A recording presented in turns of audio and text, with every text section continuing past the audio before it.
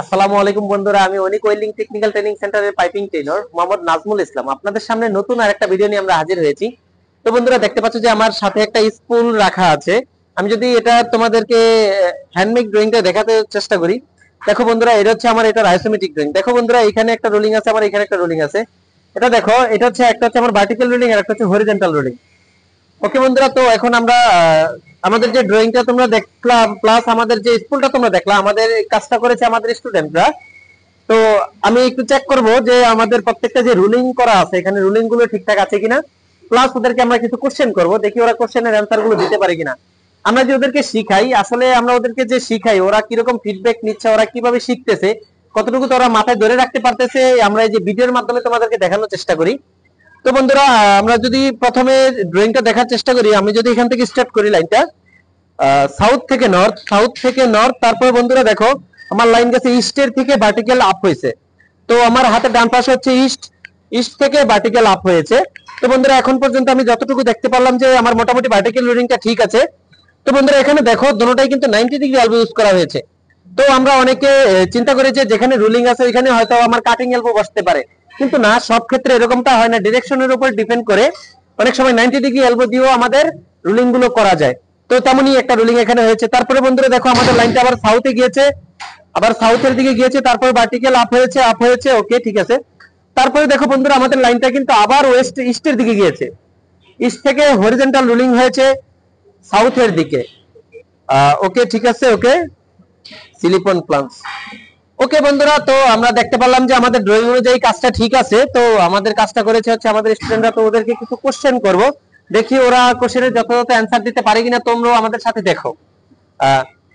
আচ্ছা ঠিক আছে, কাজটা তো তোমরা করছো নাকি? কাজটা বুঝো, সবাই বুঝতে পারছো তো? আচ্ছা, এখানে দুইটা রুলিং আছে, এখানে দুইটা রুলিং আছে। আমি যদি একটা একটা করে কোশ্চেন করি কোনটা কোন রুলিং তোমরা বলতে পারবা? ওকে ঠিক আছে। আচ্ছা তুমি বলো তো, এটা কি রুলিং? এটা ভার্টিক্যাল রুলিং। আচ্ছা, এটা ভার্টিক্যাল রুলিং, কিভাবে বুঝলে এটা ভার্টিক্যাল রুলিং? স্যার এটা ভার্টিক্যালে আপ হচ্ছে, আপ হচ্ছে স্যার। ওকে ঠিক আছে। কোন রুলিং যদি আপ ডাউনে হয় সেটাকে আমরা কি বলি? Vertical ruling. হ্যাঁ, আচ্ছা ঠিক আছে, তুমি বলো তো এটা কি রুলিং?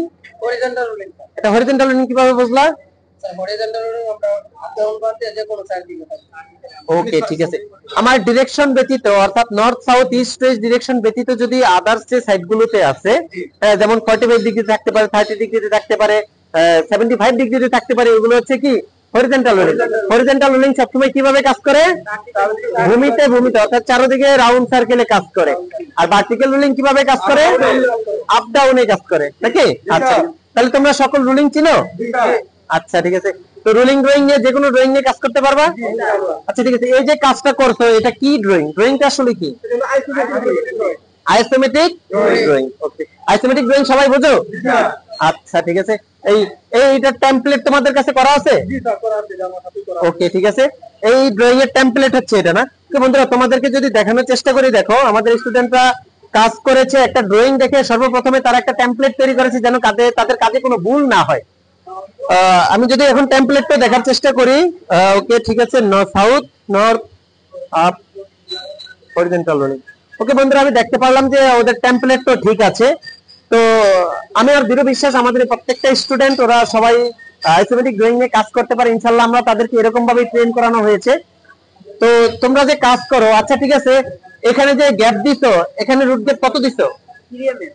3 mm না? ওকে ঠিক আছে। আচ্ছা তুমি বলো তো, এখানে যে বেবেল করা হয়েছে, বেবেল কত ডিগ্রি অ্যাঙ্গেলে বেবেল করা হয়েছে? 37.5 ডিগ্রি। হ্যাঁ, আচ্ছা ঠিক আছে, আপনি বলেন তো এখানে কি প্লান্টস লাগানো হয়েছে? এটা হলো ত্রিকোণ প্লান্ট, ওয়েল নেক প্লান্ট। ওয়েল নেক প্লান্ট। হ্যাঁ, আচ্ছা ঠিক আছে। আচ্ছা ঠিক আছে, এখানে যে আমরা কাজটা করলাম, আমরা কি ম্যাটেরিয়াল কোড সম্পর্কে জানি? একটা আইসোমেট্রিক ড্রয়িং এ বিভিন্ন ধরনের ম্যাটেরিয়াল কোড দেওয়া থাকে, কোডের মাধ্যমে আমাদের বুঝতে হয় আমাদের কাজটা কি এসএস পাইপ দিয়ে করতে হবে নাকি সিএস পাইপ দিয়ে করতে হবে নাকি পিভিসি পাইপ দিয়ে করতে হবে। এই কোডগুলো কি তোমরা সবাই পাইছো? এগুলো মুখস্থ করছো? আচ্ছা, একটা ড্রয়িং দেখলেই তো বুঝতে পারবা না? ওকে বন্ধুরা, তো আমরা আমাদের স্টুডেন্টদেরকে যাচাই করলাম আসলে আমরা যে তাদেরকে কাজ শিখাই, আমরা যে তাদেরকে ট্রেন করাই, তারা কি আসলে কতটুকু মাথায় নিতে পারে, তারা একটা আইসোমেট্রিক ড্রয়িং দেখে কিরকম কাজ করতে পারে, তারা কি আসলে কি ড্রয়িংটা বোঝে কিনা।